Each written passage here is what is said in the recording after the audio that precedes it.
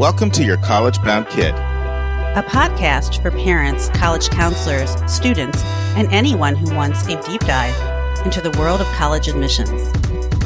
I'm Mark Stucker, and I'm the founder and producer. Our mission is to make college knowledge available to all. We care deeply about your kid. We believe college is a match to be made and not a prize to be won. We believe in being genuine and transparent. We are committed to covering a variety of topics, including the tough subjects. Thanks to your generosity, we're committed to providing a minimum of 10 hours of fresh, commercial-free content every month, with episodes every Monday and Thursday. We have a variety of co-hosts because we believe and value diverse perspectives. You're our listening family, and we get great joy every time we meet with you, as we do our best to give you tools so your students can soar and reach their limitless potential. Good morning, friends. By the time you hear this, I'm probably driving to Florida. That's right. I got 2 big trips coming up this month, and I'm en route, depending on when you hear it, if you listen this Monday morning, to Panama City Beach. So I like to go to Panama City Beach and Destin, either or one of those, at least once a year. Just my opinion. My daughters agree with me. Best beaches in the country. Anywhere from sort of that kind of panhandle part of Florida, Panama City Beach, Destin. I would include parts of Tampa, Sarasota, kind of that whole region.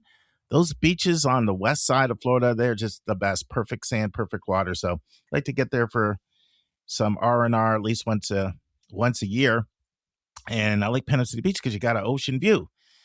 And I'm back for a week, and then I go to Maryland for 5 days. That's more of a college admission trip. I'm spending 2 days just meeting with families, and then I'll be at a conference from the 18th to 20th. But let's talk a little bit about today's episode. So, friends, a listener sent in a message to me this week. And the listener admitted they were inspired by the message that came in from the previous listener that shared something about how F&M was kind of grinding his gears with the program they have. And so the listener said, I'm about to send you a grinding my gears on Speakpipe. And it led to an inspirational thought. So our regular listeners know, episode 500, it was collective wisdom from our group, right? People sending in something, some tip that had helped them so the others could benefit in the group. And we got such great feedback, and I personally was so inspired. We did it again on 600. Well, I've been thinking, 100 episodes, that's almost a year. I really like that. We probably should do something at the 50th episode every year, like 650, 750, 850. And when I got that message from that listener, I said, that's it. So episode 650 is your chance to send in something that's grinding your gears in the world of college admissions or college. We'll play probably 6 to 12, depending on how long they are, on that episode. And then we'll have some commentary. I'll have one of the co-hosts join me, and we'll just kind of share our thoughts in response to those messages. So an opportunity to get something a little bit off your chest, off your mind. Maybe some collective group therapy for our whole group. So you guys know 650 may seem far away, but when you have 2 a week, that's like 7 weeks away. So go ahead and send in your messages now and say, this is for episode 650. And we'll take the first 6 to 10, 6 to 12 and air them and have some commentary. So that should be fun. All right, friends, I am very excited about today's episode. So Jed Applerouth, who's a scholar and a leader in the field of test prep, Atlanta's own Jed Applerouth, I spent 3 hours interviewing Jed, 3 full hours over 2 days. It was like 2 hours on Friday and 1 hour on Saturday of this week. I'm not going to play all 3 hours for you. I've edited it down to 2 hours. But you are going to hear 2 hours of Jed.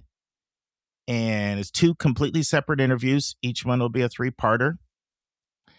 And friends, I don't let you hear from one person for 6 straight weeks unless I think their content is really good.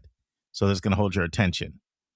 It's an antenna going off in the back of my mind where it's like, is this content good enough to hold our listeners' attention?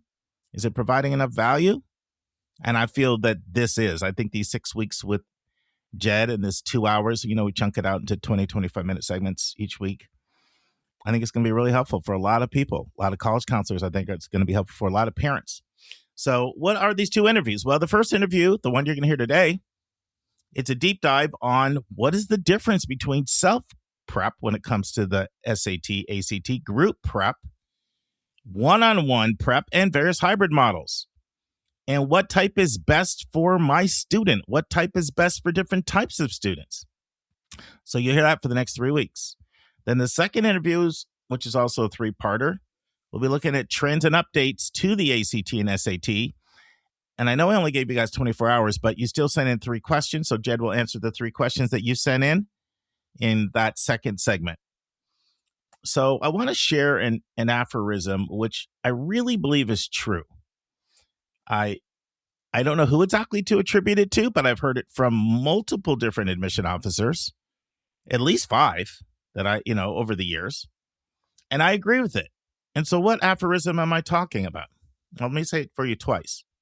Test scores count more than we say, but less than you think. And the we is the admission office. Test scores count more than we say, but less than you think. I believe that.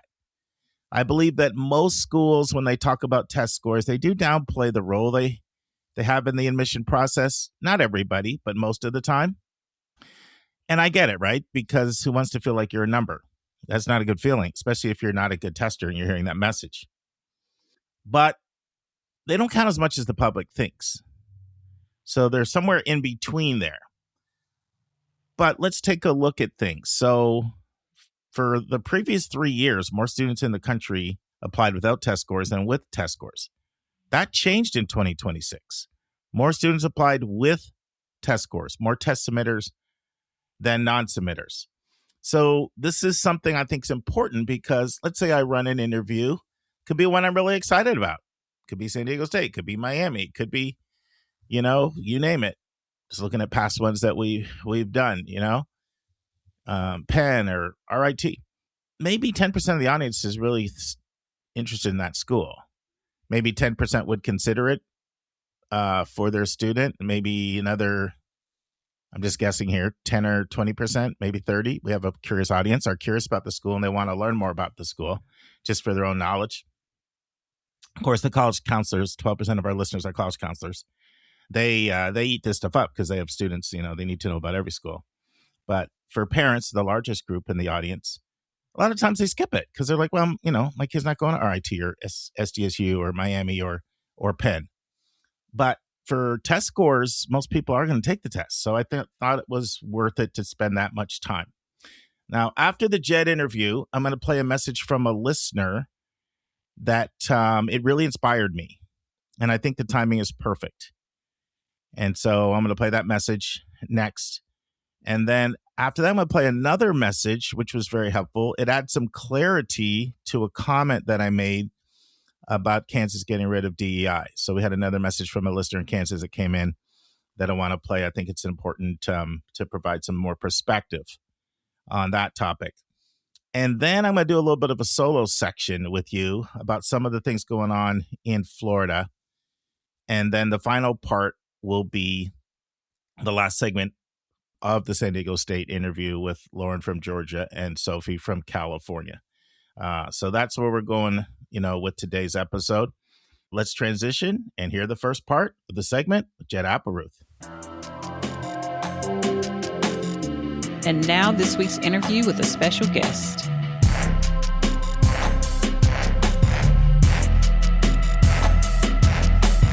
Friends, over the next 3 weeks, Jed's going to talk about self-prep, group prep, one-on-one prep, various hybrid models. Which is best for which type of student. But in part 1, Jed gives his background, how he went from consulting at Mckinsie to starting a national test prep company that has over 200 tutors. Jed spent 7 years working on his PhD, where he looked at research from 2,500 kids and how they did with their test prep and test results. So he shares some of the things he learned from those 7 years of research.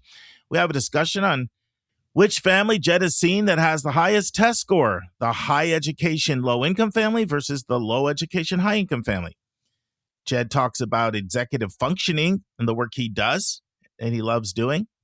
And then Jed gives us a very detailed overview of who is the best kid for self-prep, group prep, one-on-one prep. And it's so detailed, I just let Jed go for 15 straight minutes, and he doesn't even finish it now. We continue it on next week's episode. Listen and enjoy. Welcome back, Jed Applerouth. Third time's the charm. Third time. I love the third time, Mark. I've heard the fifth time I got a jacket, so I'm pretty excited about that. Big fan. Glad to be here, man. Thanks, man. Time just absolutely flies. I can't believe it. You were our 11th interview. Seriously? Yeah. So back in 2018. On number 11. What are we up to now? Pushing 300, 290, Amazing. maybe 280. I feel Yeah, good about 11. I feel solid. That's awesome. Yeah, and then you were on again in 2024. Yep. And so we're happy to have you back. And friends, it's going to be kind of a two-part topic thing. We're going to start out talking about which type of test prep is best for you individually. Is it self-prep? Is it group prep? Is it one-on-one? And a bunch of questions related to that. And then we'll have a whole completely different topic where we'll take some questions that our listeners, sent in and just talk about some of the changes going on with the ACT and the SAT. But I never like to assume anybody knows who you are, Jed, even that you're famous in the test prep world. We get new listeners all the time. Fabulous. So why don't you give us your overview? All right, the overview. So it all started back in 2001 when I began tutoring kids out of my house. I left the consulting world and I printed a business card up, went back to my old high school, and I said, send me your students. And they began to send me some academic kids, and then from there, I pivoted towards getting kids ready for the SAT, ACT. That began to grow. A few years later, I began doing groups. Those got filled. Then I had the issue of, do I turn customers away or do I hire? And I went to Emory. I put up a poster. I began to hire tutors, and then Georgia Tech. And then they began traveling to New York and DC, then Chicago, and then Seattle. And suddenly I was flying around the country, giving talks at schools and working with families all over the U.S. and then internationally. And I began going to ICA and NACAC and HECA and all the different conferences, which I still go to, where I'm working with people like you and helping thousands of kids now per year with these tests, as well as executive functioning and academic tutoring. It's really grown into a national, full business. No. So it's been a fun ride, man. I didn't expect it to happen. It was a stopgap little measure when I left the consulting world. But suddenly it's like, oh, this is my life. And actually, I'm enjoying it. And during that time, I also went back to school to get more credentials and to get more knowledge. And I went and spent 3 years getting a master's in counseling. And I spent some time at the Emory Career Counseling Center for a bit. And then I spent 7 years getting a PhD in educational psychology. And when you're looking for data, I had tons of data with my own company. And so that was my academic research. I published a few articles in some academic journals about testing and about efficacy of testing, what works, what factors predict performance in testing, which kids do better. And that was my contribution, I guess, to the field academically. So what were some of your main takeaways from, 7 years of doing PhD research? That's that's a while. Obviously, you were doing it while you still had the company. So yes. Yeah, so it wasn't full-time, but still, what were some of your main takeaways from your research? What did you learn? The research we came up with, we were doing all this analysis, path analysis, doing regression, trying to figure out what factors predict success. And one of the big takeaways, I had information on, student where kids live, their zip codes analysis in terms of socioeconomic status. I had public schools versus private school. I had code for gender, code for all these different things, trying to tease out, do certain kids do better or not? And ultimately what we found, looking at, we had, our N was like 2,500 kids, wow. Pretty good, healthy sample, that it really didn't make a difference in terms of public or private school kids. There was no delta, no change. High income, low income, there was, there were some differences in terms of baseline starting scores, of course. We know that. But in terms of the efficacy of the tutoring, it didn't change. It wasn't a case where the rich get richer, but everyone rises simply from different starting points. A big factor we found was that the practice testing effects, they're very, very powerful. I think kids were getting like 14 some points per practice test, and that was real. I'm looking, over thousands of kids. And that's a similar finding with the College Board and the Blue Book app. Like doing practice tests really helps, and that discipline of timed practice tests really matters. Time on task definitely was a factor. Kids who put in the same thing with Khan Academy found, when you put in more time, the incomes, you get a higher gains. So time on task. Also, when you distribute the practice over time, there were better outcomes than kids who condensed it into small little tiny tight windows. So it's better to do it over 2 months than over 2 weeks. And also it's having some momentum. If you do the lion's share of prep in the summer, don't wait 6 months to do your tests. Make sure there's prep closer to. And it's looking at the efficacy of SAT versus ACT, and both tests move pretty comparably. But it was nice to find that that prep didn't only help one little subset, that it was uniformly distributed, and kids at any level can gain. And doing more contact time, more practice tests, homework completion, these things actually matter. So that was the research. We published it in a few journals, and which are still being cited. I can go and look up on, some folks are still looking at the research that we did back 2015 or so. Yeah, that's good. So one thing that I've always been fascinated by is, as a starting point, you do see a correlation with income and education. In every single metric, income affects all outcomes in education.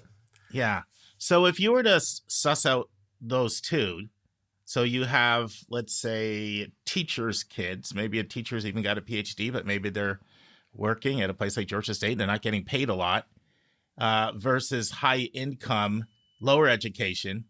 Do you see anyone that tends to start at the higher baseline between those two from the research? So highly educated families, because that's a thing, like the culture of education, the culture of college going, and the intellectual capital, understanding that these things matter, talking about college and testing. Is it higher? That's an interesting question. I've never seen it teased out, because typically higher income is going to also correlate with higher education. But when you have high income, low education versus high education, low income, how that breaks out, and I haven't seen that explored like that. But instinctively, I think there's a lot to be said for in my mind, the high education coming from a culture where there's an expectation of a college attendance. There's going to be more cultural capital that testing is part of that equation, and versus the converse. If there was high income, low educational attainment, I think that student would be at more of a disadvantage if there isn't a discussion about course taking and rigor and testing from the time the kid's in high school. I think the expectation for the family where both parents went to college, the kids expect they're going to, that's part of, like my parents did, I'll do the same thing. And that, we follow our parents' footsteps in many cases. But the first gen kids, hopefully they have good mentorship, they have good support. I see you wearing a KIP shirt. I am. And, so kids who are maybe first gen, they have good mentorship, good instruction, that capital socially is there. And to help them, instruct them with all the QuestBridge and other ways of getting to college, and that testing is a vehicle, to help kids prepare, get scholarships, pay for school. And it's nice when students really understand that and schools understand that. Well, this probably won't surprise you, but Jed knows I was at KIP for 14 years, and KIP intentionally targets moving into neighborhoods that are high Pell. And but what happens, because it's a charter school, once word gets out that it gets good results, a lot of families will start to move into it. It's different than like a Cristo Rey that has income cutoffs. Right. So in my 14 years there, I worked with lots of high achievers. We sent over 60 kids to boarding schools. A lot of them, your Exeters and the most selected boarding schools in the country. And then lots and lots of kids to the most elite, the Princetons, the Dukes, the Penns. There was not one single kid that I worked with that went to the highest echelon schools that didn't have one of those two factors that I mentioned. Okay. Not one. So there were times when I had someone with modest income, but boy, they were all about education. No TV, take your kid to the library all day on Saturday. You're going to read 50 books a year. And that worked most of the time, because income and education is correlated. Most of the times, the parents that had the masters and the PhDs and went to places like Wharton and those kinds of places, or, they also had the income and education. So most of the time there was, they were collinear, right? The other piece is the first generation, the new immigrant. The hardworking, often I see this. I've worked with many East Asian families, Yeah. and in the Forsyth County, the Indian families, and they are Sure. so focused on that advancement for their kids. Education, to your point, I've worked in Stuyvesant up in New York. Education is everything. And on Yes. their weekends, from when they're eighth grade on, like they're doing test prep in eighth grade. I'm like, guys, slow down. I know. This is too aggressive. I know. But they're in China, like with the CAST, with the test over there, it was determinative of their future. So they're prepping from a very early age, and I see. So they may be relatively low education and attainment, low income, but they understand this is the vehicle for our family to excel and progress. And so they are focused, and their kids work really hard. And that is one other variable besides the two, high wealth or high education, is that just drive, that incredible drive that some families bring when they come over to the U.S. in the first generation. Well, it's great to have you here. I've had the pleasure of working with you for over a decade now. Love a lot of people on your team. You also do a little work with executive functioning too, don't you? Absolutely. I was doing that about 10 minutes ago. Before we talked, I Wow. was wrapping up with a client of mine. And Nice. yeah, the executive function skills, I love that work. That's something, I mean, I began doing, study skills back in 2001 and 2. But in terms of, the pivot towards calling it executive functioning skills and expanding into the rest of your life, not just academics, but with this student, I was talking about her sleep schedule, and talking about actually her work schedule, talking about prioritization and the tools she's using and how she focuses. And, so it really, I see that work paying out benefits for kids in college, for kids after college. I really love that work because it far transcends any one little test or one moment in life. If you get better at these skills, it makes you more effective in many aspects of life. So big fan Nice. of that kind of work. Nice. Well, you've got a great team over there. I've met a lot of your people who are great. Thank And you. Melissa's one of my favorites. She keeps in touch with me Yes. regularly. She's pretty Well, awesome. yes, thank And you. She's great. and Fantastic. I told her that I would have you mention the upcoming webinar. I've mentioned the one, well, you did a blurb for us that we played on our last episode about the one that'll air tonight. We're Yes. recording this on the 30th, but people won't hear this until Monday.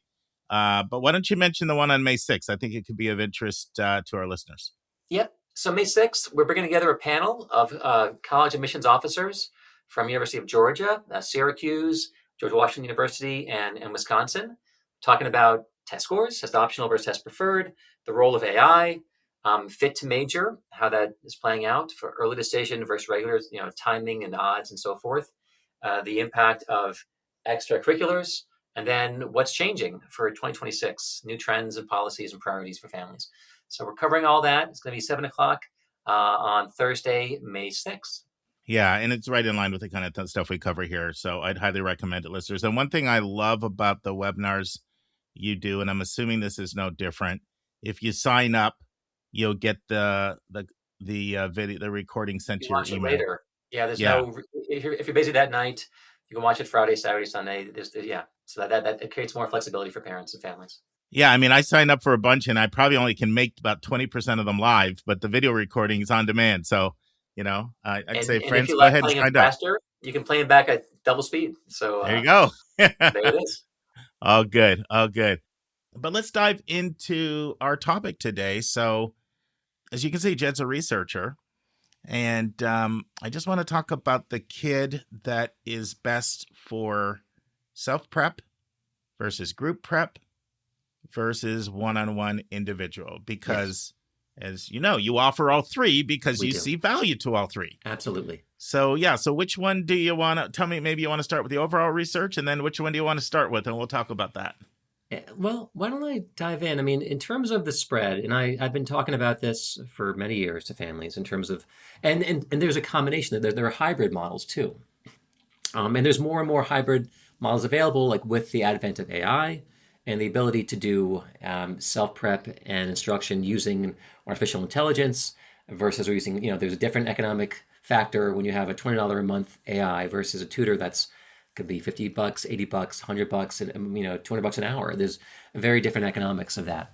But I think about in terms of that striation, like when you start off with self-prep, that's really what I grew up with. And I grew up, I was taking this test in 1993, and I knew one person at my high school at Pace who did test prep. It was just not, there wasn't a culture of test prep. And the competition, I mean, back then, Penn took about a third of the kids. You didn't have these 4% admission rates. It wasn't so crazy. In Georgia, UGA was the backup school. The worst kids in our class were going to Georgia with with the C averages. It's simply a different time. It was before. I don't know if you saw this, Jed, but David Graves does his blog, and so he released the information for the kids they admitted in early action, and they looked at what their grades were in 5 core: math, English, science, social studies, foreign language. 94% A's. It's insane. So 19 out of 20 of the grades are. So things have changed. Unreal. Early 90s, Hopkins and WashU were taking 60 to 65% year in, year out. It was such a different time. Looking at the kids who got in where, with what grades, and then grades were also different because our teachers gave B's. Sure. At pace, I was in one class, the highest graded in the grade, and it was like a 92, 93. Helen Smith, and she was getting her middle grade was like an 85. That world has changed. Yeah. And so ultimately, looking at this, self-prep was what I knew. And the majority of my tutors I hired, they were self-prep. And still to this day, a lot of, the majority of kids are getting perfect scores, 36s and perfect scores in SAT. They're self-prep kids. And there are qualities of those kids. There are attributes in terms of self-directed learning, in terms of high levels of conscientiousness and follow-through, organization, high levels of executive function. They can inhibit distraction. And they have motivation. They're driven. And they believe in their abilities to improve. And so these are the kids, self-prep is perfect for them. And still, some of those kids still work with tutors and everything else. And you mentioned a student we talked about who went from we did a group class, achieved like a 1380, and then pulled himself, buckled down, focused, worked on using his tools, resources, and got a 1550, he said. Yeah. And that was over the one summer. Amazing. Yeah, she really cranked it up. And I love that. She actually started with one-on-one. It wasn't just group. So, and the question was, what was her baseline? It could have been 1,000. It could have been 1,100. Yeah. She got a nice bump. And part of it is that fuels that sense of self-efficacy, that belief, when I put in energy, effort, I'm seeing the outcomes. And that can actually fuel and enhance motivation. When you get some success, that can drive and change behaviors. So that early intervention with the one-on-one tutoring may have lit a fire. That, you know what? I gained 200 points with a tutor. Can I get 200 points by myself? And she did. And so that's amazing. I love that story. And she was able to access resources and use them and keep focusing. And my sister-in-law got into Penn the same way. And it was just practice test, driven, got the score, went to Penn. And my summer of 93, I learned some 3,000 vocabulary words. I had so many cards.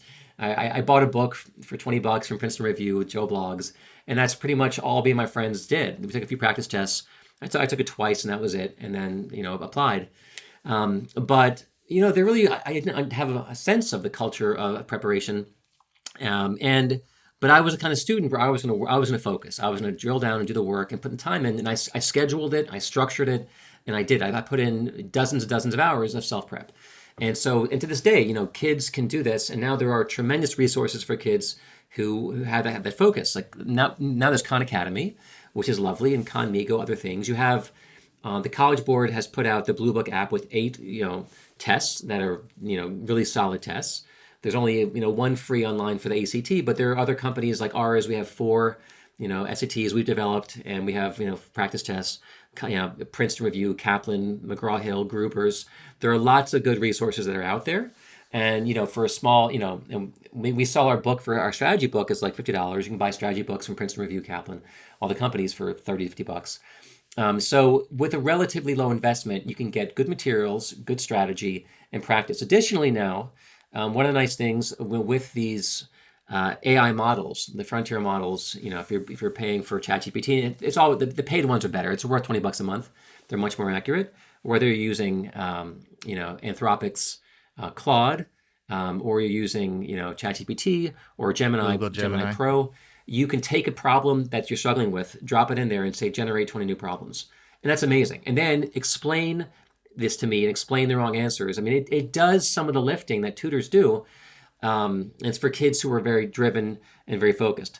The thing that's missing, we always come back to, is like even I've been on some webinars and things about AI tutors, and what's missing is that motivational scaffolding and accountability. trying to gamify it, trying to give you high fives digitally, virtually, isn't the same. Human beings respond to having a tutor like they do having a trainer, having a coach. And there's an emotional bond that happens, like there's an alliance that often you don't feel with a digital with a machine.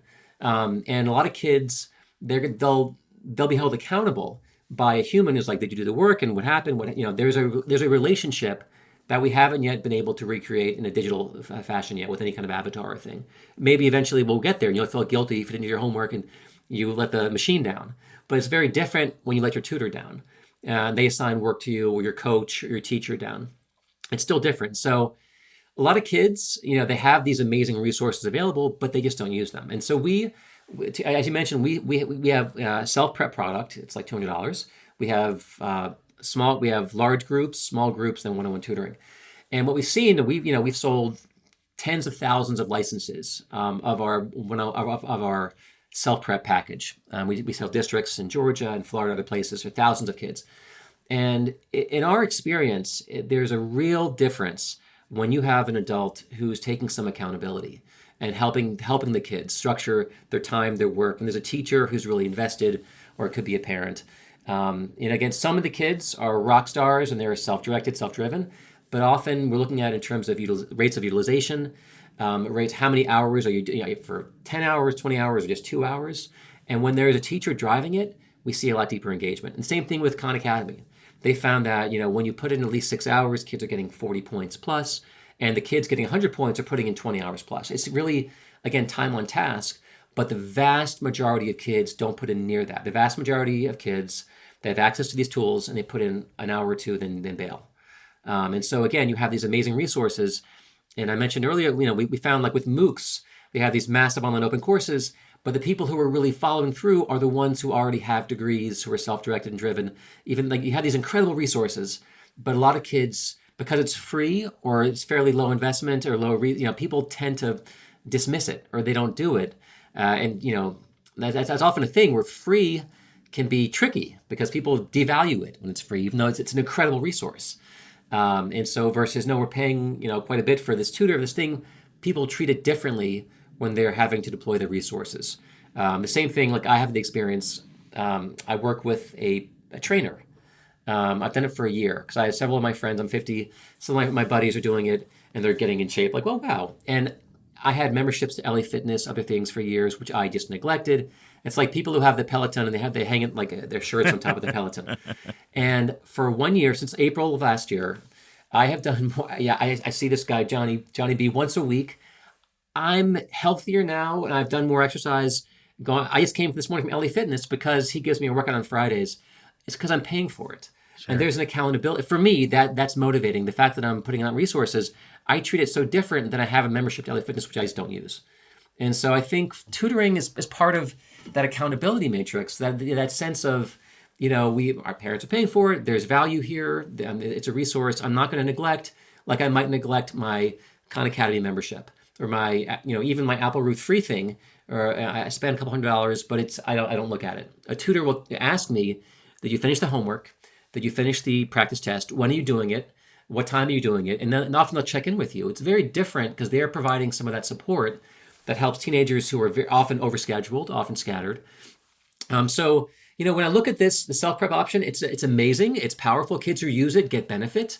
But you have to be driven and focused enough. So the kids who do it, they're a special kind of kid. Not every kid, given this resource, will use it and deploy it to its full effect. And so that to me is the caveat. It's a great tool, and certain kids, it's all they need.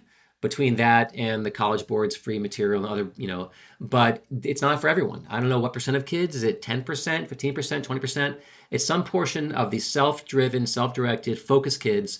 It's really all they need. Then you go to the next level. The next level up is going to be, a relatively low level after the self-prep. You go to the large group.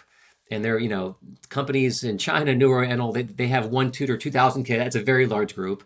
But typically a large group in the U.S., looking at Princeton, Kaplan, Applerouth, Revolution, we're looking at 18 kids, thereabouts. And it's one teacher, a bunch of kids, a lot less one-on-one help, but they're covering the lion's share of content. They're going to cover the main pieces, not the extreme edges. They can't cover all of it. We have a book for the ACT. It's 1,000 pages. You can't cover the entire thing, but we're covering the items that hit the most. These math items, these grammar questions hit the most, we'll get them. And then we do practice tests and so forth. So that's good for kids getting a wide exposure. For kids with a fairly balanced score profile, it's great for them. You have 1,000, 1,100, 1,200 on the SAT. And sometimes we do a high scoring group of kids in the 1,300 range, thereabouts. But when you have real massive differences in your scoring, let's say you're a rock star in math, you have 750 on the math out of your baseline test, but then you have a 520 in verbal. Wow, you only missed a few questions on math and you missed a whole bunch on verbal. So doing an even spread of 10 hours on verbal, 10 hours on math, you're going to be pretty bored in the math, and you may be swimming and trying to keep up with the verbal. So when you have real disparate scores, sometimes that big group isn't ideal. Kids with pretty balanced score profiles, that could be all they need. You get a nice exposure to all the content. Again, less fine tuning of what you need. You're getting score feedback on your practice tests, but not someone just needling in on what exactly you missed and why. But it's good exposure. And often what we see kids doing a hybrid. Like this, they'll do a group class, they'll get a nice pop, maybe 100 points from the group, and then they start doing some focused one-on-one prep or focused self-prep, trying to really hone in on what they missed and why they missed it. The next version from the larger group is a little more personal, as a small group. And Applerouth has those 6 kids, thereabouts, where the tutor will focus more on what you missed on a given, after a practice test, the tutor can actually hone in what every kid missed and try to focus on each kid. So that is more personalized, there's more accountability, that someone did the homework. It's harder in a big group, but you can tighten it up in a small group of 3 to 6 kids. And then finally, the gold standard, and there's ample research. That was part of I did a big lit review on this, looking at research that one-on-one preparation, one-on-one tutoring is the most effective means to learn anything. It's the old model when you had a tutor back in the day. Before there was, the classroom instruction with 20 kids in one schoolroom, you had it was private tuition. That was the foundation of learning, going back to, Aristotle. I mean, this is an old model of the teacher, student, the guru, it's an old model, and you can totally hone in on what a kid needs. And the promise of AI was always, we're going to create that. We're going to give every kid a personalized tutor whose only focus is what they need. And because one-on-one tuition, it's so efficient. Friends, hopefully you enjoyed part 1 of my interview with Jed Applerouth. Hope you come back next week for part 2 of 3. All right, friends, let's transition and hear from a few messages from some of our listeners that they sent in that I thought were important for you to hear. Hi, Mark and team. I'm the parent of a current senior who is about to make his official decision for next year. I think he's about 95% decided, and our family is really happy about his choice. We think it's a great option for him with a lot of amazing opportunities. But a few months ago, as his decision started to become clearer and I started telling people about it, I found myself making excuses for why he was choosing this school over one with maybe a sexier car magnet option, which I know is ridiculous, but I think it was me working through some of my own baggage related to my own expectations for where he'd wind up, and pathetically, what other people might think about it. But then I remembered the game you played with your daughters, the one where you try to guess where people on TV went to school, and I decided to play a version of that game for myself. I stopped and made a mental list of all the people I know personally who are thriving in their careers, who are at the top of their games professionally, who are fulfilled and well-rounded individuals. And you know where they went to college? Everywhere. They went to schools all up and down the list. They went to small private universities and lesser-known regional public schools. They went to top 20 schools and top 120 schools. And guess what? Spoiler alert, a whole bunch of them went to the very same school my son is planning on attending next year. And now when people ask me where he's going, I tell them with pride. We think it's a great fit for him. We couldn't be happier because I'm secure in the knowledge that he came to this decision for the right reasons for him. And I know no matter where he goes, he will do his best when he gets there and when he gets out of there, as he always has. Thank you so much for sharing your wisdom with us all every week. The YCBK podcast is always my first listen whenever I see a new episode in my queue. Take care and please keep up the good work. Hey, Mark, it's Robin in Kansas. I just wanted to respond to your most recent episode where you mentioned that the governor of Kansas was going along with Donald Trump's initiative to ban DEI in higher ed. Our governor is actually a female, Laura Kelly, and she is a Democrat. And she signed House Bill 2513 against her. This is not the will of the people. This is not something that people in Kansas want, and it's not anything that the governor wanted. I just want to give you a few quotes from her. This is a note that she posted as she signed the bill. She said, to put it simply, this is a bad budget that went through a bad process. Once again, the legislature completely ignored my statutorily required budget proposal that would have put our state back on track.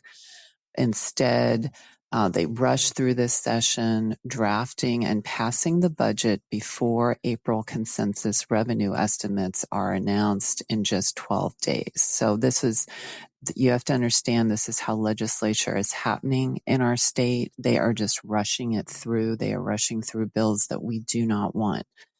She says this budget fails Kansas children by inexplicably cutting funding for mental health services, underfunding special education. She goes on about all the ways that this is a really bad budget. And she says, I will sign it because the alternative is worse.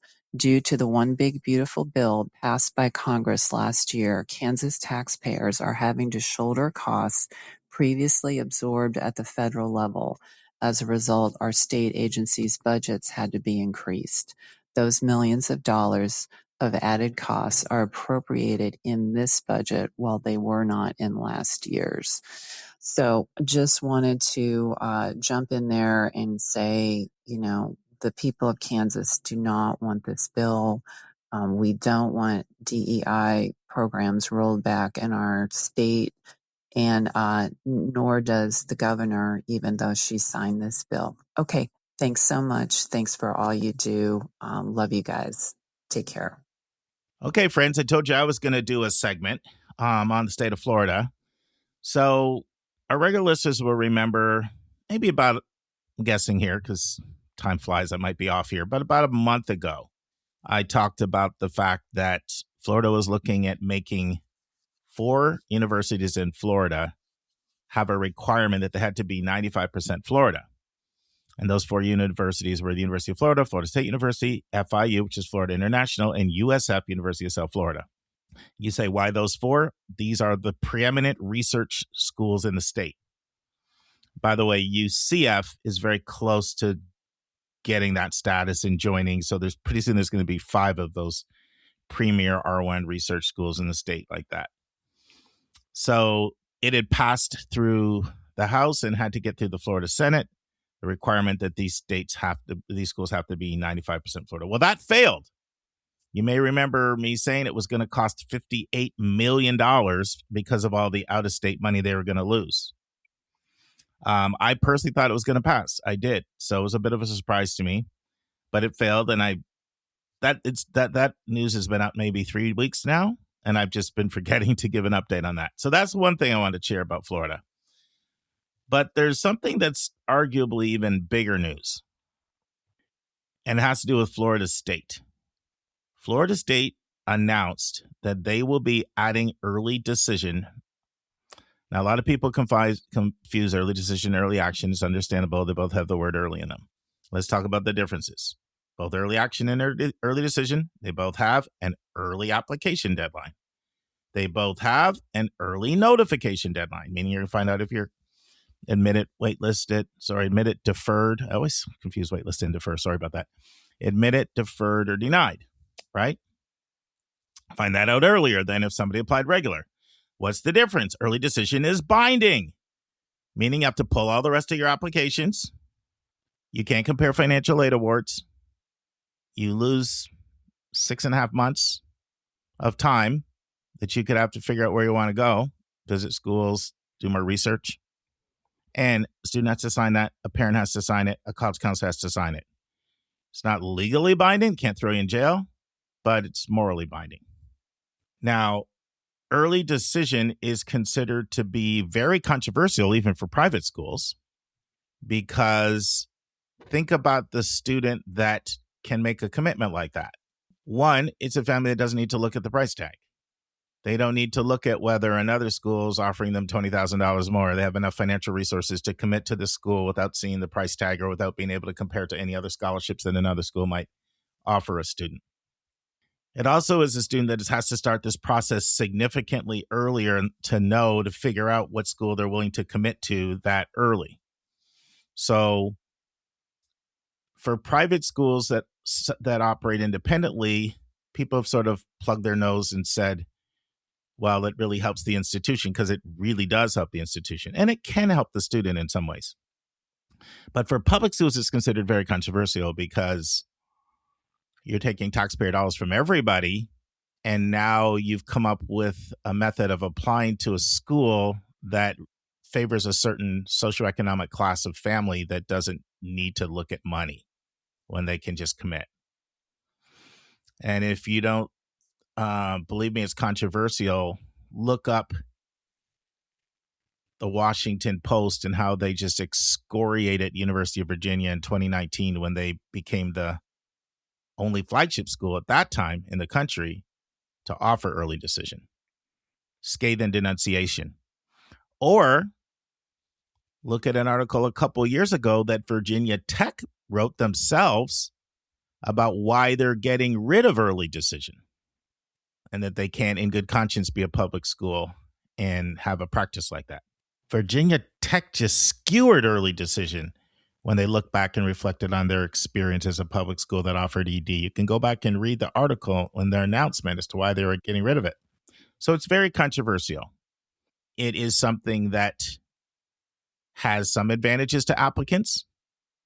Applicants get an increased odds of getting in, which can be very valuable. And if an applicant gets in early and if they fully have done their research and the family's comfortable with the money, can be very, very nice to know where you're going months before others do for lots of different reasons. Enjoying the senior year, starting to your network, starting to begin to understand the institution you're going to. So it can have some advantages to the student, but it can also have disadvantages to the student. Many students are leaving tens of thousands of dollars on the table. Many students are applying to schools they can't really afford. It's worse with the privates. At least the publics tend to be a little less expensive, although UVA out of state now is pushing 90.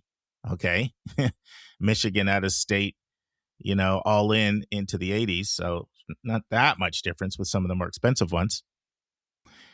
To the college, it's tremendously helpful. Tremendously helpful. For one, there's no better way to predict your yield than to have people apply and know they have to come.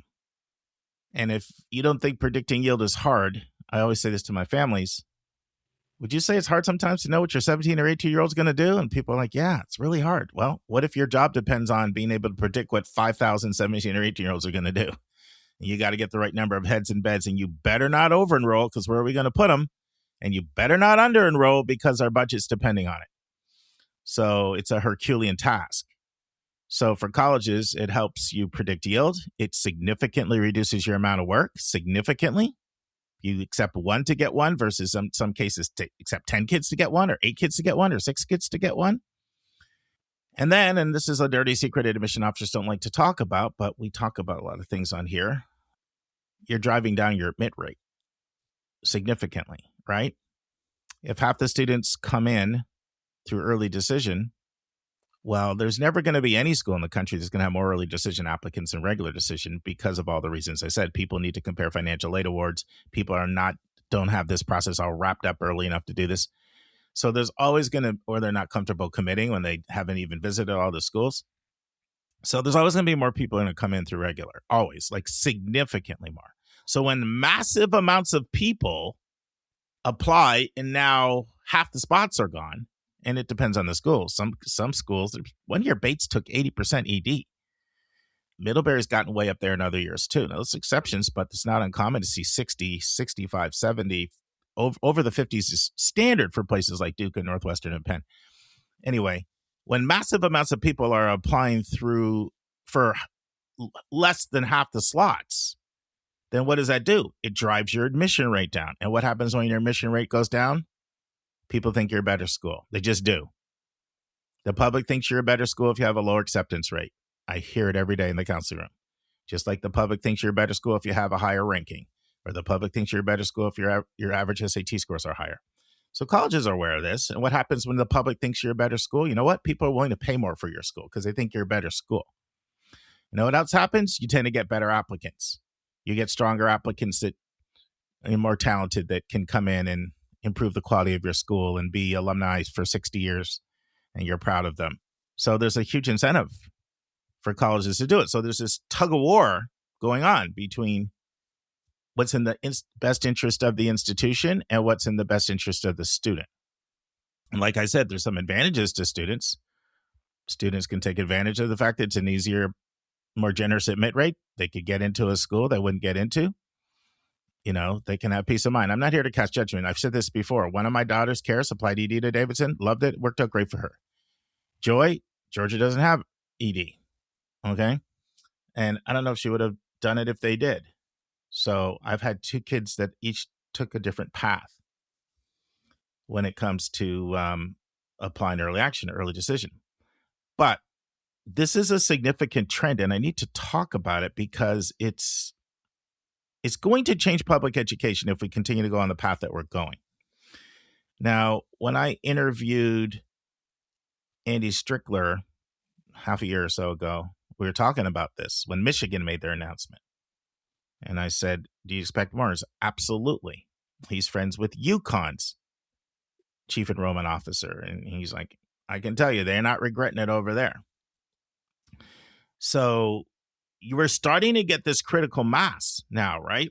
In 2018, there's not a single flagship school. There's some other publics, but not a single flagship that had ED. Now we have 6 states where at least one public college has early decision.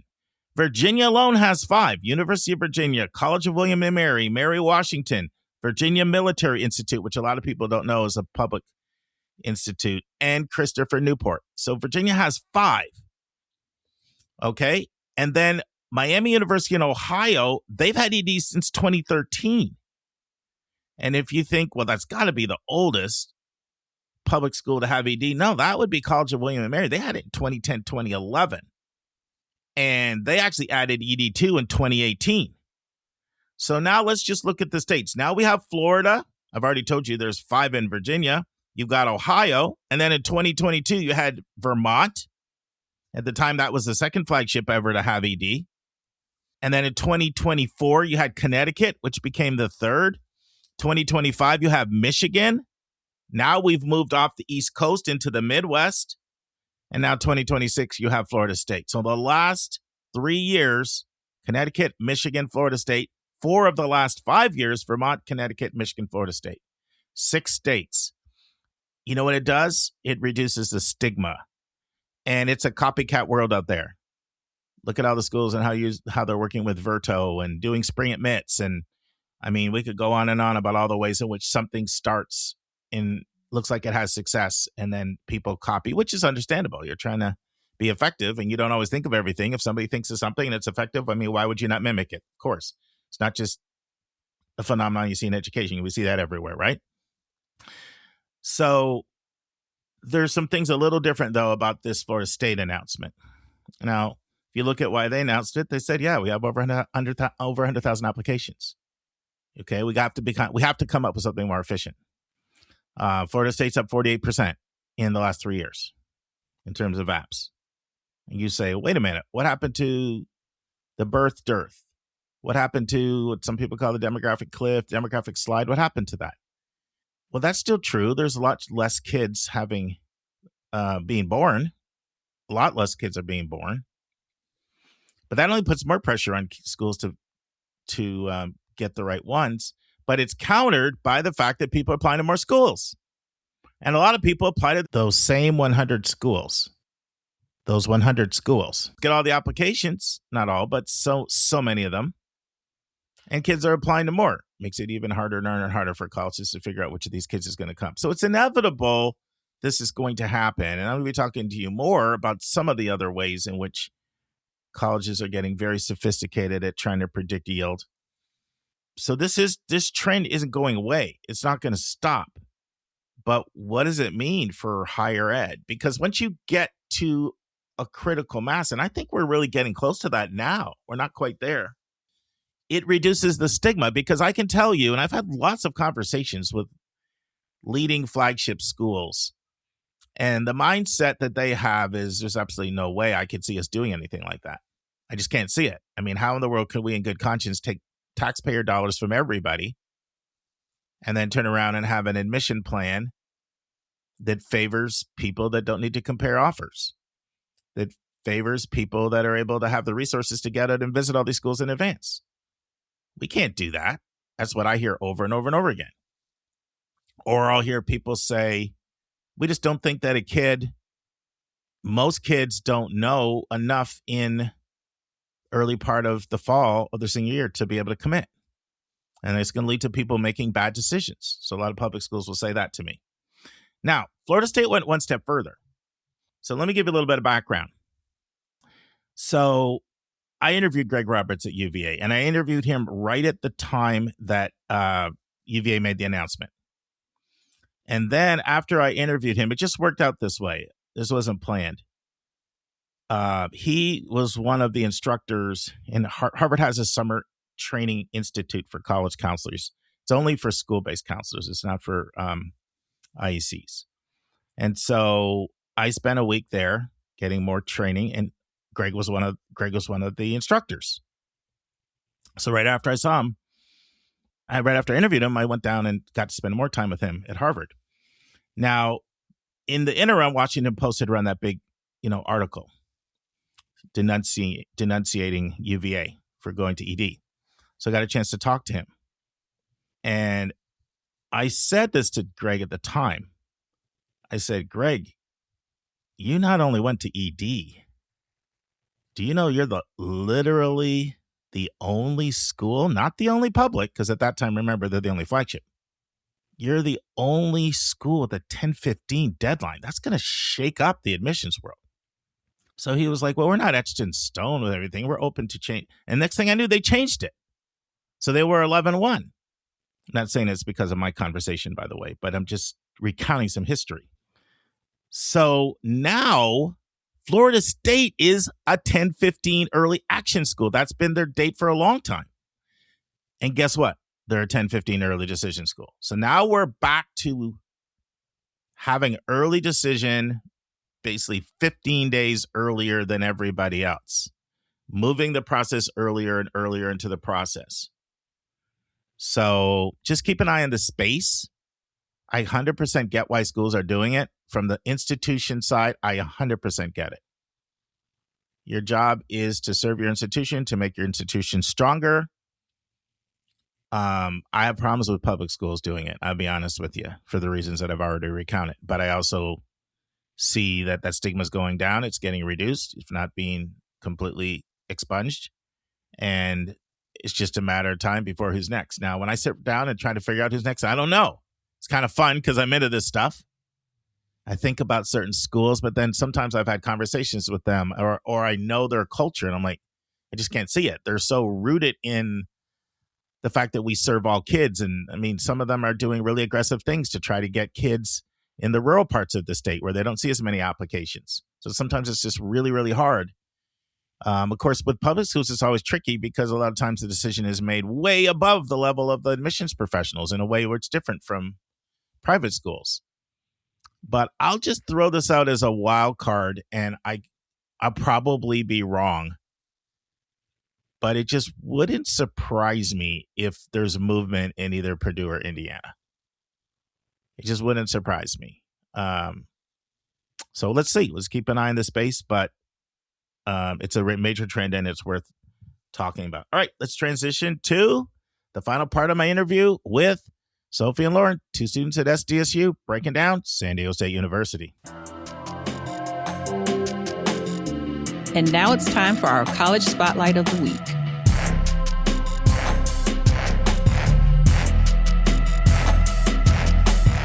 Friends, we've reached the final part of my interview with Lauren and Sophie on SDSU, San Diego State University. In part 3, Lauren tells us what SDSU's core principles are.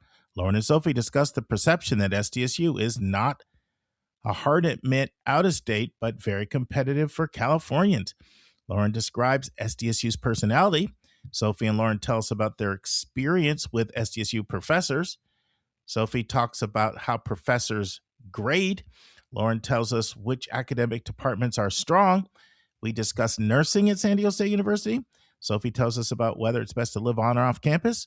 And Sophie and Lauren tell us what they would do differently if they were starting all over again at San Diego State University. Listen and enjoy.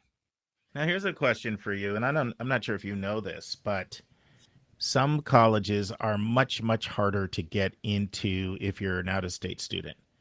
SDSU is the opposite. The acceptance rate in-state is like 31%, and the out-of-state acceptance rate is in the 80s. And that's mostly because they want that extra tuition. It's a lot more expensive being out of state than in state. But is that something that anybody ever talks about there? Is that something you're even consciously aware of, that it's not necessarily an easy school to get into in state? Like, I'll see students that might have like 4 A's and a B that don't get in, or they get waitlisted and maybe they get in off the wait list. Yeah, I think the main thing with that is it just seems kind of random from an in-state perspective because the application has so little to it. Mhm. So you really don't know if you're getting in. Like, you can have a guess based on your GPA and stuff, but you have no idea. But I will say you have a lot of out-of-staters here, which is fun. Like, I know a lot of people from the East Coast and stuff, just because I think it like fosters a more all-encompassing view of the US, because a lot of other schools in California, like a lot of the UCs, you don't get that as much. So I think it's fun here to have so many people from so many areas. Did it feel to you, Lauren, like, wow, there are people from all over here? I completely agree. I think there were a lot of people from the Bay, Mhm. but yeah, there were definitely a lot of people from out of state, which I also liked because it felt very aligned with SDSU's principles, which is fostering civic-minded, culturally conscious people. And so I would definitely agree with that. And then, oh, what was the question again? No, just if it felt like, there was a lot of geographic diversity. Yeah, I think there was, and that was something I was mindful of. It seemed like, to keep drawing a comparison to Georgia, it seemed like a UGA situation. Like in state in Georgia, a lot of people who are applying to UGA, it feels very random, and like you can't ever really count on UGA. Like it's never going to be a safe school even if you're super good. And so that's what it seemed like was the same situation in San Diego State. Like there are people who are at UCLA, UCSB who got rejected from SDSU. And so to me, it just seemed like more of a formulaic process on the in-state side. And on the out-of-state side, not to say that like, oh, they were, gave me an easy check mark, but I definitely think I had a very unique story. Like at SDSU, you're not going to see a lot of people from the South. And really the Bible Belt is where I'm from.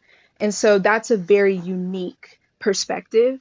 And so I think that just adds more, not adds more value, but adds a different flavor of value. But yes, I was definitely very aware that there were a lot of in-state people who had equal qualifications that weren't getting in, and yeah, went to UCLA. So yeah. And college major plays a big role in their admission process too. It's a pretty big, because the thing is, Cal State schools, there's a lot they don't have, right? Like no standardized testing, no essays and no recs. So those are all things that other colleges, and then no demonstrated interest. So those are 4 things right there that some schools put a huge focus on: standardized testing, essays, recs, and demonstrated interest. And they don't use any of that for the Cal States.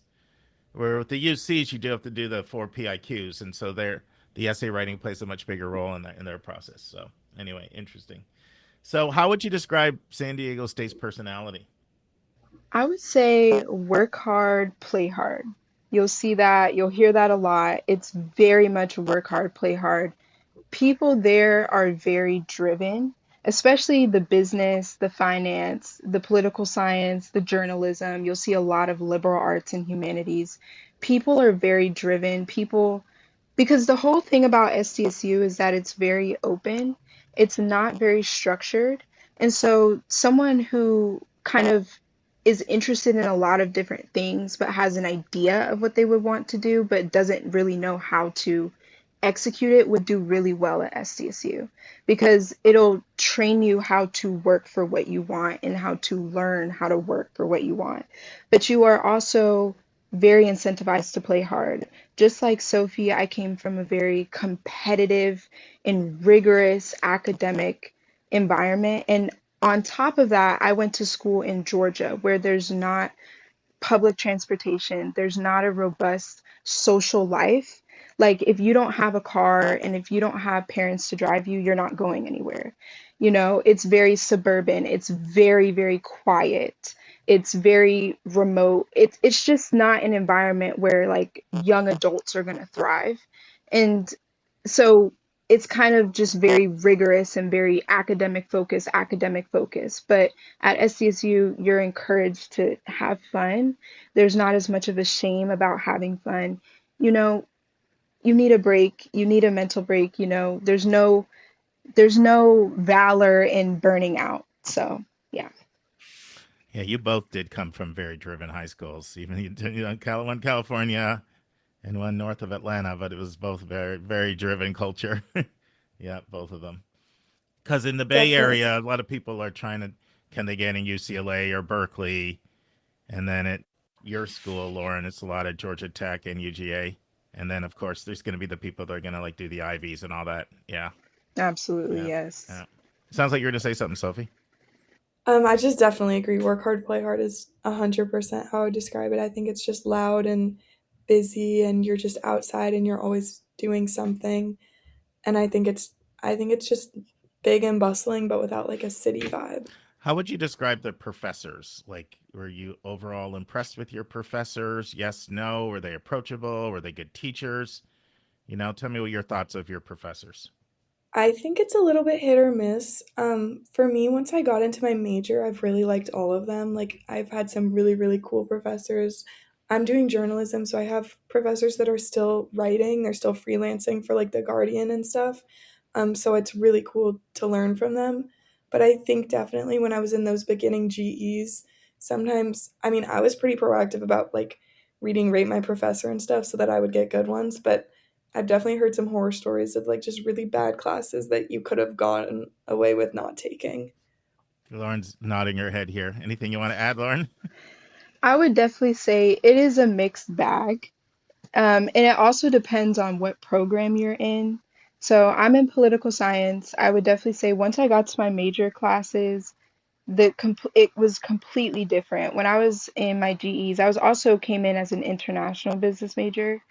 So the business classes are very big, and that's kind of a drawback of SDSU is that student to professor ratio.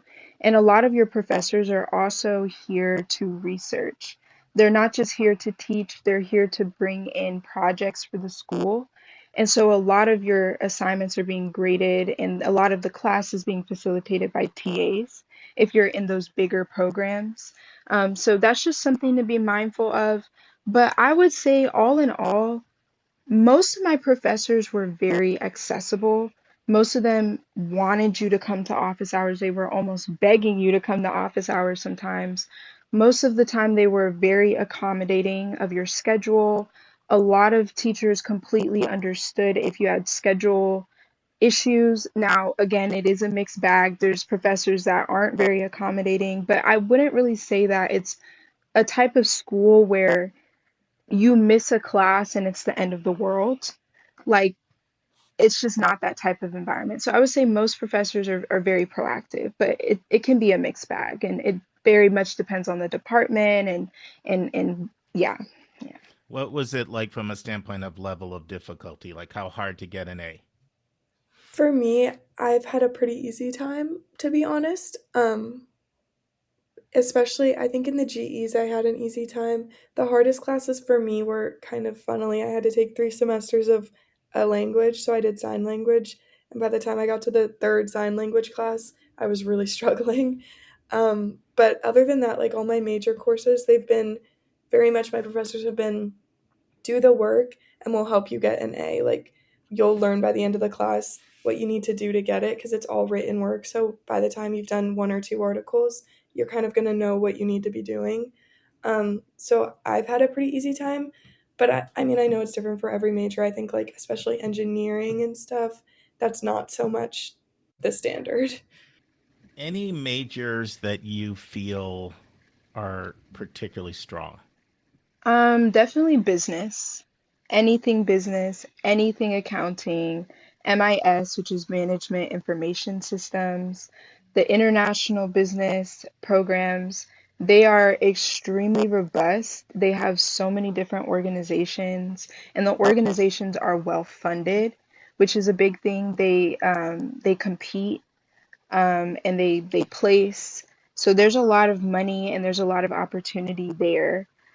Definitely just the business programs and research programs in general. The humanities seem to be pretty good. Sociology, political science, psychology, those tend to be pretty good majors. Nursing, this is also a very big nursing school. Anything that involves a lot of hands-on kinesthetic learning, those tend to be pretty good. Anything you want to add to that, Sophie? I think that's definitely right. And then also, I will say, even if you're in a smaller program, like, I don't necessarily think journalism is the biggest program here or the one they're putting the most money in, but I think that just makes it a little bit easier to get things sometimes. So if you're going for an internship or you want to get close with a professor, I think it's a lot easier to stand out because there's less people, which has helped me, but also obviously sometimes that's a little limited. There's less resources and less things to do. But I think it's been helpful just because all of my classes have been pretty small. I got close with a lot of my professors, and there's a lot of ways to get involved, very like low barrier to entry ways to get involved, which I think is cool. By the way, nursing is not a joke. I don't know if you know this, but the acceptance rate varies between 1 and 3%. They typically get like 4,000 applications and they're going to take like 40 to 80 kids. So it is not a joke. And I've seen some very strong students that don't get in SDSU for nursing. So that's really, really a tough, probably the most competitive major, to get into. Definitely, Hmm. definitely. And on top of that, they actually have a nursing floor completely dedicated, like the entire floor, because they have community floors we usually get half a floor, but nursing gets a full floor. So it's very big and yeah, very supported. Any advice for someone if they were trying to decide whether to live on campus or off, or what your thoughts are on that? I think the first year definitely live on campus. I know it can be a little expensive, but that's honestly like that's how you make your friends. Or it's the easiest way, I guess, to make your friends. You can make them other ways too, but a lot of things just happen in like when you're in the dorm and stuff like that. And then after freshman year, I definitely wanted to get off campus. I was done living in the dorms. They're expensive. I made my friends. So I think it's a lot. And it's also pretty common to commute from like the beaches, especially. A lot of people move out to the beach area and then just drive to school once they're in junior, senior year. So I think on campus is important in the beginning just to build relationships, and then it becomes very quickly not important. If you were starting over at SDSU, anything you would do differently? I would probably have gotten involved with more earlier. I just was like a little bit, I had a hard time adjusting to college in the beginning just because it was like a shock to my system. So I wasn't super focused on like joining clubs and stuff. But I think that would have been a really cool way to meet people earlier and kind of find my place and find my people. So I think like just being really proactive about joining things in the very beginning of the year makes it a lot easier. It's also when they're expecting you the most, so it just feels a little bit less stressful than showing up like 3 months in. Not that that's not okay, that's what I did, but I think it's like just get out there and do it, even if it seems like a lot. What about you, Lauren? I would probably go outside more. I was constantly outside, but I didn't do as many hikes and as many trips to the beach. I don't really feel like I took advantage of the outdoor nature environment as much. So I would probably do that and explore the city a little bit more. I do think that I went into the city a lot, but I would probably just explore the city a little bit more. And So we're about to wind down and transition to our lightning round. Is there anything that we haven't said about SDSU that you think a parent out there, a student out there, a college counselor out there listening, you'd like them to know? So I would say that SDSU has a very strong Black community and a Black alumni network. The small little clubs that seem very unassuming, like I was in Black Pre-Law Association and Black Business Society, they are connected to so many extremely successful people, and they have so many successful competitions. I know that NESB, they go and compete and they go to conferences, and they are very, very jam-packed. Like, I've met federal judges, I've gotten into connections. A lot of our members get internships with the city. And then I also had a mentor that was like an international accountant with PwC. He was a partner at PwC through Black Business Society. So it's just small little things. Um, it's small little clubs that you think that, oh, there's only like 7 people in this club. It's going to be so embarrassing if I join and there's nobody here. Those are the clubs with the most resources. Those are the clubs that are most funded. And because it's only 7 of you, the person who's like essentially just giving you their time to get you an internship or a job, they're just going to give it to you. And like Sophie said, there's such a low barrier to entry with these things. All you have to do is know these people. All you have to do is just be a part of the organization, and they're just throwing an internship at you, a letter of recommendation at you, a coffee chat with you. Like, you can get a recommendation from a federal judge just through being a part of these clubs. It's pretty cool. That's pretty cool. So here we go. Lightning round. You're going back and you're starting high school all over again. What's one thing you would do differently? And what's one thing you're kind of really glad that you did in high school? One thing I did that I stand by is freshman year, my mom sat me down and she was like, hey, if you're going to want to get into schools like UCLA and UCSB, you might want to start trying a little bit harder. And and she was like, you aren't guaranteed even if you do try harder, but you should consider that. And I kind of decided not to, and I really stand by that. I'm happy with how it all went. And I'm glad I didn't kill myself in high school for a chance at getting in. And one thing I would change is I think I would have spent more time doing fun things outside of school. Like, I really liked volleyball in high school and stuff like that. I wish I just kind of spent more time doing fun high school things. I didn't get too caught up in the competitiveness of it, but like a lot of my friends were, so that kind of trickled down.